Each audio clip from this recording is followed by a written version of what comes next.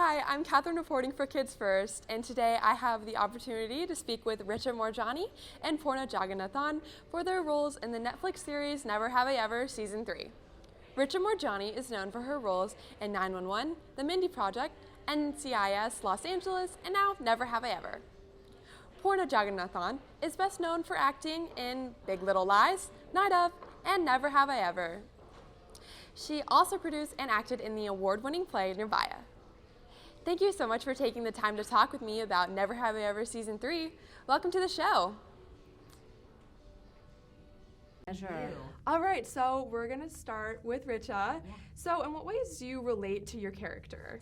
Oh my gosh, I relate to my character in so many ways. First of all, I think we're both just very awkward people, and we get ourselves into very awkward situations, which comes from a deeper issue of being a people pleaser. I think both of us we have the disease to please. She's laughing because I say this all the time. No, because it and is funny. It's true yeah. too.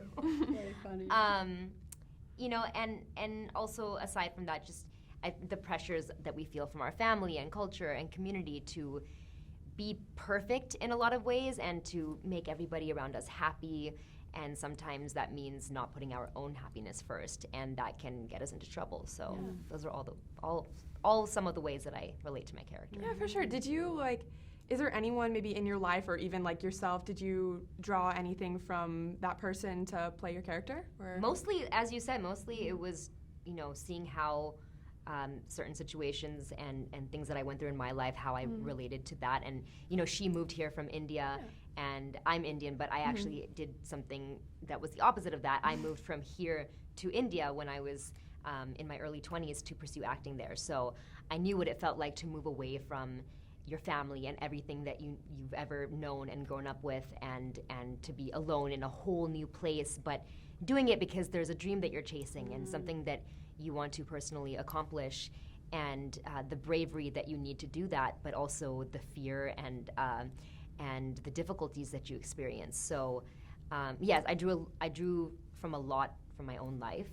And we didn't have a lot of representation when we were growing up, seeing characters like mine on American television, so there wasn't really anything I could pull from that, and that's why I really had to rely on people in my own life and myself. Yeah, it's very brave of you to move from a whole to a whole different continent. I'd be so scared to do that, so it's really brave. It's scary, but it's such an amazing opportunity for growth, which is exciting to see how Kamala has grown so much by doing that. Yeah. And that scene between Kamala and Nalini, where Kamala, in season 3, where Kamala tells Nalini that Devi should go away to the school because it's an amazing opportunity for growth, is really because Kamala and Richa have both kind of experienced that in their own lives.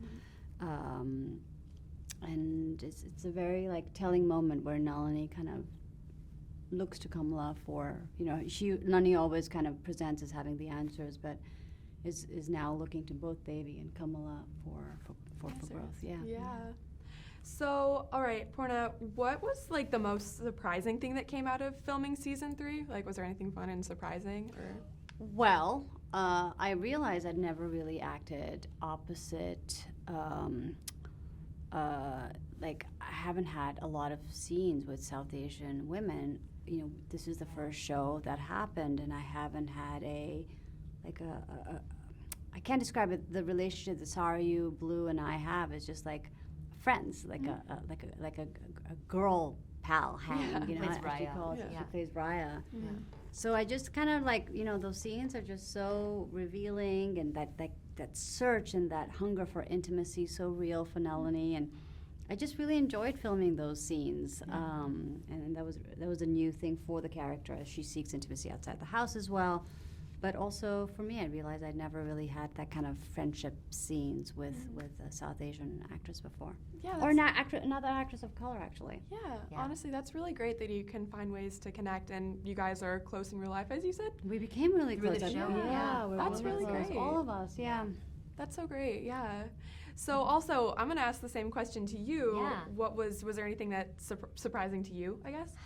You know, it's still a surprise to me that I'm even on this show and that the show is being made and that people watch it for 4 seasons and people watch it, not just Indian people, but people all over the country and all over the world. Yeah. And I don't take it for granted for even 1 minute or 1 day that we get to be a part of something so special. But I think for season 3 specifically, if anything surprised me, it was working with the grandmother, played by the wonderful Ranjita, who I have worked with in a theater production before this show. So getting to work with her in such a different capacity in front of camera, and she's so talented and funny and experienced, and it's so great to see, speaking of South Asian women, just so many strong and fully fleshed out South Asian characters across generations working together has been so inspiring and educational for me also. Yeah, honestly, I feel like it's really great because, as you said, there isn't, I feel like, a lot of Indian representation on TV. Like, I notice it's really not, so it's really great to have this, like, wonderful show on Netflix for, as you said, like, everywhere. Yeah. You know? It's really great. Thank you. Yeah, it's great as for audiences, but it's also great for us as actors just to feel like we talk about this a lot, how it's the first time either of us, she's been in the industry longer than I have, but even for me, it's just the feeling of walking onto a set and feeling like it is truly your set, feeling like you belong there. That's something that I think neither of us have ever truly experienced, and it's such a beautiful feeling, and I truly hope that any set that I ever walk onto after this one, that I can feel that way. Yeah, and we influence so much of, like, so I think someone just asked us, like, are they open to input? Like, there are so many things from day one where we said, oh, we wouldn't wear shoes in the house, or we'd eat with our hands, or in season 2, there's a scene where we say goodbye to my late husband's mother, and it was a hug. And in our, where we come from, we actually lay on the floor and we bow in front of them. So, all these small, tiny nuances, adjustments and nuances that they're always open to, and the whole, so even what Nalini wears it's such a deeply collaborative process that neither of us have been part of that kind of sort of deep dialogue and collaboration before, and I hope we both carry that on forward. Honestly, that's really great that you guys can have input into like, a show like that. So to follow up on that, you explained some stuff already, but was there anything like super big that you felt like, oh, this isn't right, we should change it, or oh, we should add this like into maybe a scene or like an episode?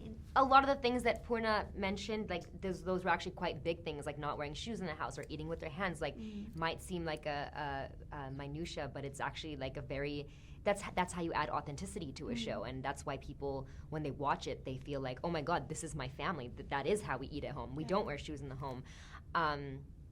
But specifically, I will speak for my character in I think it was season 2 and 3 actually. There were a couple of lines that one was between Nalini and Kamala, that Nalini says something to Kamala in Tamil, which is the language we speak in the show. In our family, and initially it was written that Kamala responds in English, but I said, actually, I think she would respond in Tamil. So little things like that, I think it was so wonderful that they were open to it and collaborative, and that's why I think that our show has so much authenticity. Yeah, I feel like I feel like, as I said earlier, it's really great that you guys can just have, like, you can put your mark on the show and put, like, a little imprint, like, oh, like, people will connect with that, Yeah, it makes a difference, And so, okay, Nalini, you got it. I'm sorry. Yeah, Nalini changes a lot. I feel like not a lot, but she still stays true to her cores, but I feel like she changes a bit in relationship with Devi. So can you tell me what it was like to explore that part of it was a very pivotal conversation that happened in the writer's room, which is, would Nalini stand up for Devi? And a lot of the South Asian female writers was like, I don't think my mom has ever stood up for me, till today, like it's a stretch, But how do you?